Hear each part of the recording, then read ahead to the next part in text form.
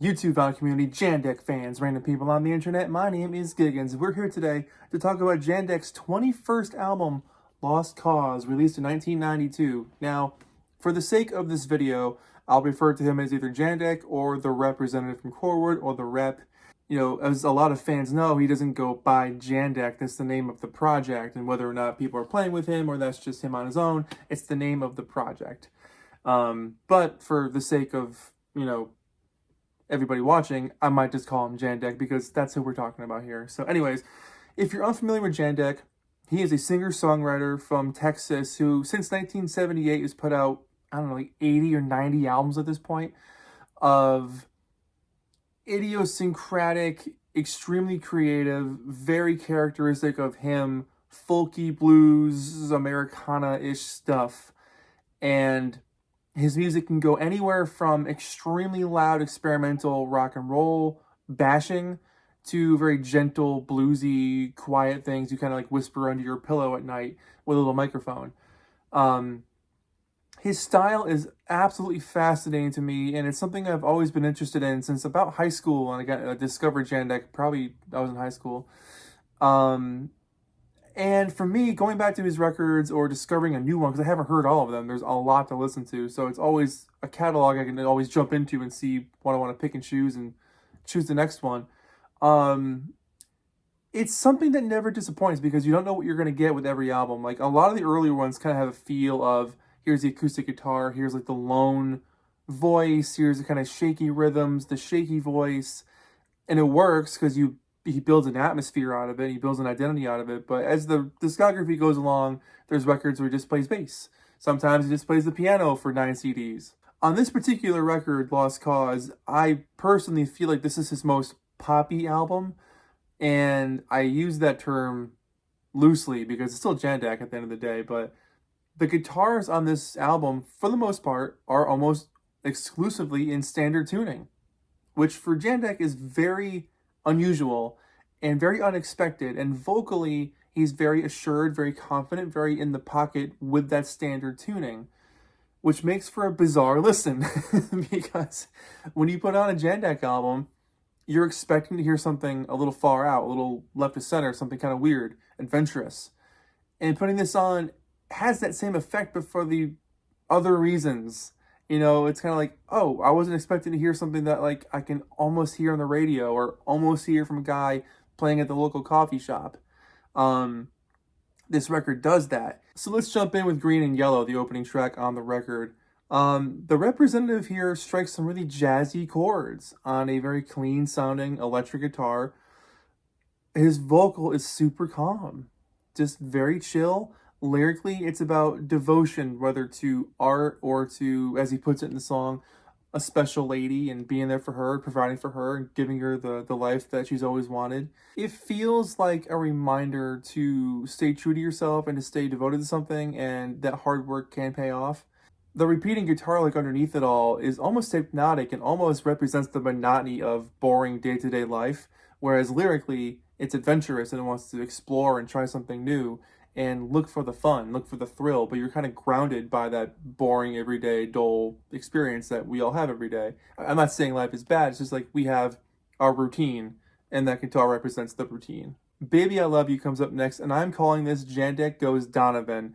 Vocally, he sounds almost identical to the 60s guy, Mellow Yellow and all that stuff. The guitar on this one has sort of a Hey Bo Diddley, Kentucky Woman, Cherry Cherry kind of feel to it. Acoustic guitar shuffle. And this is the one I was saying before. It feels like a little coffee house vibe. You go to the coffee house, this dude playing guitar in the corner, singing a cute little love song. That's this one. It does become more bluesy as it jams on, but it's really sweet, and it's enjoyable for its quaintness. The confidence on it is also very palpable, and something, again, kind of unusual from the Jandek catalog, but something I really enjoyed listening to, and would have no problem putting on a mixtape with a bunch of other pop songs. Like, it fits. Cellar comes up next, and I'd be interested to learn more about the context behind this song, whether or not the character involved was a real person. Lyrically, it's about how the news can be so interested on one subject and then the next day forget that it ever happened. It's a little spooky, a little poppy, a little folky, but it sounds like standard tuning again, so 3 for 3 here. How Many Places follows that up, and Jandek whispers these vocals like he doesn't want anyone to hear them. Like he's under the covers with his microphone, and like his parents are in the room next door, and he does not want anyone to know what's going on here. He does raise it up in parts, but I like the guitar playing in this thing. Good little hammering on the strings here and there, some bends once in a while.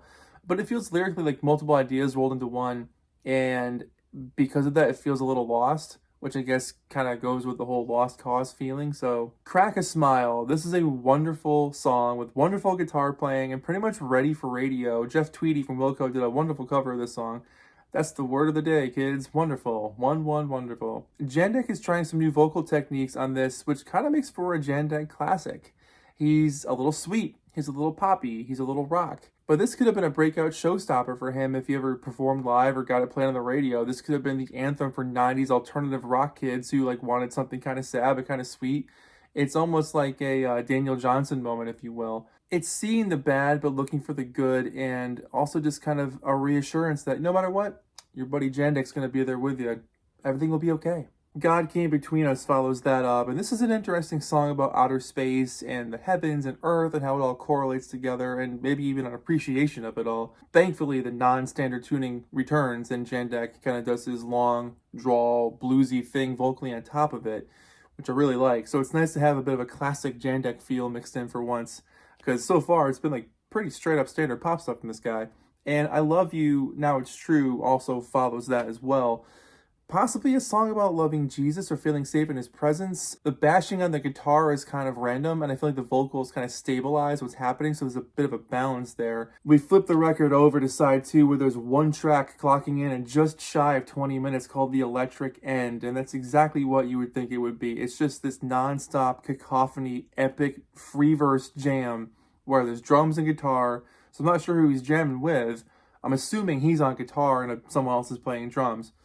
But this thing goes everywhere, from screeching vocals, maybe a slide whistle or a penny whistle that just repeats over and over and over again, shouting, crashing, banging. They threw everything at this. Whatever was on that tape got recorded and put on side 2 of this record. And a lot of people have come to say that this is the end of an era for Jandek, an end of the early years, and the next record was the start of his middle period, if you will. Basically saying like, look, here's the loudest thing I could possibly make, and I'm not going to do that again for a little bit. It's going to be kind of quiet for a while and a little bit more chill. So it's nice to hear him explore like this, and I think it makes up for side 1 being so almost clean or almost poppy, which I love, but it's nice to have that dynamic where you get some really nice, almost ready for radio tracks. But then you get side 2, where it's just like if the Velvet Underground's White Light, White Heat album was turned up to 14 and it was on acid, and, you know, every instrument in the world was available to you to use at the same time and just press record on every tape machine you ever saw. That's what The Electric End is sounding like, and I'm all for it. It's fun. It is a little bit of an exercise to get through the whole thing because it is just crash, bang, boom, bam, over and over and over again, which is cool, and it's definitely an experiment, and it's also something that you can just appreciate for what it is. But it is truly a piece of work in the sense that, like, you're not going to hear anything like this from anybody else. That's pure Jandek. Here's the back of the album cover. Pretty standard fare from the guy. And the record itself, just classic black vinyl, classic blue Corwood label. I really appreciate what Jandek did with this record, where he experimented in all sorts of avenues. He went poppy with the first 3 or 4 songs on this record. He changed it up a little bit with the out-of-tune, I wouldn't say out-of-tune, but non-standard tuning guitar, so the last couple of songs on side 1. Lyrically, he's all over the place between love songs or existentialism or Jesus and religion. And then you get some really experimental stuff, especially on side 2 with just that one track, The Electric End. It's a roller coaster ride of emotions and sounds and feels and expressions, and makes for a really captivating listen. One thing I love about Jandek, and that this is kind of the appeal, is that you don't know what you're going to get when you put one of his records on. Whether it's a live recording, which is mostly his output from the last 10 years or so, or going way back in time to his early stuff. The lyrics will always be fascinating. His delivery vocally will be fascinating. The way he attacks his instrument will always kind of make you go, whoa, what's he doing there? Which makes this album really kind of stand out. Hearing him do way different things on one record is fun. Most of his records kind of have like a feel and a vibe, and they kind of stick with it the whole time. There's obviously variations in that, of course, but this one I feel like was one of the best representations of like the breadth of what he can do, right down from pop to super experimental stuff. So for that, this is easily an 8 out of 10 for a Jandek album for me. It's a lot of fun to listen to and something I can come back to and really appreciate and almost sing along with. Not completely, but it's something that I find fascinating, and I think you guys would too. If you ever heard a Jandek album, I don't think I would start with this one. I would listen to more of his other stuff first and then come to this one, because I feel like you need to understand his early work to have this one make sense. This is an album I feel like you need to appreciate because of what you've heard already. It's really good. So with that, my name is Giggens. This has been Jandek, Lost Cause from 1992. Let me know what your thoughts are in the comments below. Happy to chat about some Jandek with you. And yeah, I'll see you in the comments. Thank you so much for watching. Take care of yourselves. Bye-bye.